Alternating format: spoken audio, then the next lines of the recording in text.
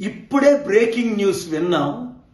Prime minister Narendra Modi గారు సికింద్రాబాద్ నుంచి ఎంపీగా పోటీ చేస్తారని.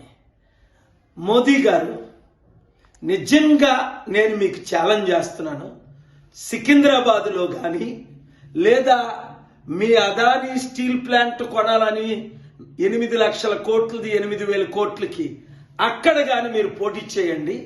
నేను తప్పనిసరిగా మీ మీద పోటీకి నిలబడతాను. మా తెలుగు సత్తా అప్పుడు ఎన్టీఆర్ గారు ఇందిరాగాంధీకి చూపించారే, ఇప్పుడు మా తెలుగు సత్తా మీకు మీ బీజేపీకి చూపిస్తాం.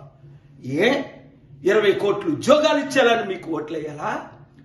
సంవత్సరానికి 1,00,000 కోట్లు కాంగ్రెస్ పార్టీ అప్పు చేస్తే మీరు నెలకు 1,00,000 కోట్లు అప్పు చేసి 130 లక్షల కోట్లు అప్పు చేశారని మీకు ఓటేయాలా? ఇచ్చిన వాగ్దానాలు ఒకటి నెరవేర్చలేనందుకు ఓట్లేయాలా?